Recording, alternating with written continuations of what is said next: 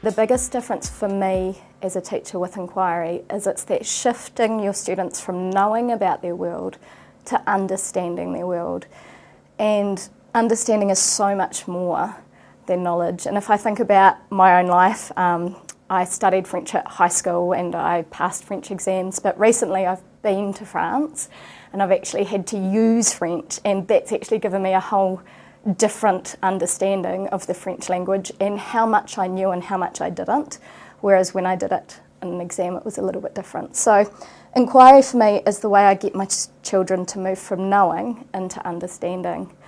And I think the biggest thing I've learned over the last couple of years is for an inquiry to be really meaningful, it actually has to hook your children in right from the start, and it needs to be relevant to their world. There's two ways that I tend to frame my inquiries. So I either base it around an event, because I think events are a really good way to actually naturally bring everything in together and integrate. So through planning an event, you have children that have to work together. They've got to find out by making phone calls or calling experts or writing to people. So it gives you that natural, authentic integration. And it also gives you a natural assessment process for the children, because at the end they can look back and go, well, did we manage to do this? And what were the hard things? And what did we learn? The other way that I tend to frame my inquiries is through a provocative statement. So I like to throw out a challenge to my children, tell them, something that they're going to react against. And at the moment, my team's doing an inquiry about change, and we threw out at the beginning the statement that kids can't change the world. And it was really fascinating because we threw that out before we actually even spoke to the children about what we wanted the inquiry to bring about. And from the second we put that statement on the wall and we put it on a sheet in the kids' books, the kids crossed out the word can't, and at that point we already knew that they were interested.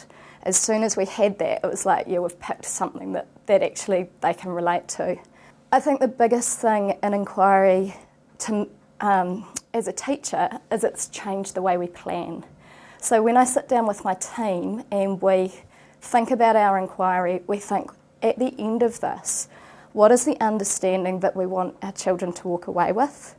What do we want them to understand about their world, and why do we want them to understand it? Because if we can't pin down that this is what we want them to get from it, and this is why it's important, this is why they need to know that, then there's really no point doing that inquiry.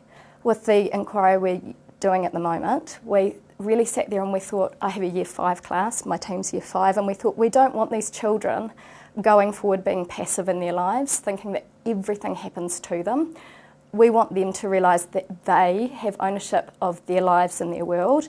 And so we really sat there and we nutted out that at the end of the day, we want these children to come to the understanding that they need to take action if they want to change their world. And so from there, once we'd decided as a team that that's really where we were heading, we back mapped. And instead of going, well, what activities can we do? We thought, what learning experiences are going to highlight for our children that understanding? How do we bring them to that? And so the biggest thing for us was to find other children that have changed the world, and to develop among our children before we even started a common understanding of what we meant by those words, change the world. Because if we didn't have all that on the same page, we couldn't be sure that we're all going to move forward together. And so it's been fascinating actually. The children have looked at all sorts of different children that have changed their worlds, from big names like Anne Frank to children in their local community. They've interviewed junior buddies. They've got out there and talked to their wee 5-year-old buddies about how they change their worlds and what they do, whether it's at home or at school. And by keeping it really real and hands-on, children they know, faces they relate to, as well as those kind of more secondary sources that back up what's going on. The children have a really clear understanding now of the process of change, and they can actually break that down. And what they're going to do to take action is really personal for them. And so from there, our children in Term 4 are going to be making personal pledges about what they want to change in their world, and they're going to be making them at the start of Term 4, and they're going to keep a pledge diary, and then at the end of Term 4 they're going to feed back. And that diary doesn't have to be written, they can video that, that's fine. So what we want to do is actually make it something that's really meaningful for our children, but we want it to be manageable for them too. So for some of those children, it may be a change such as, I'm not going to growl, I'm not going to whinge when mum or dad tells me to go and clean my room. I'm just going to get on and do it.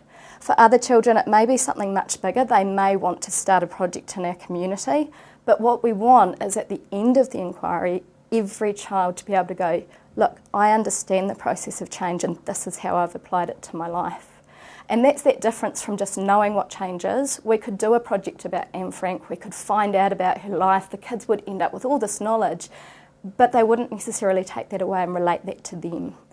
So I think the biggest thing for me in my journey of inquiry has been really moving, how do I get my children away from just this knowing, this filling up of facts, to actually having a deep understanding of how something works or what it means in their life and how that applies to them. So I guess my challenge to other teachers is, how do you do that for your children? How do you move your children from knowledge to understanding?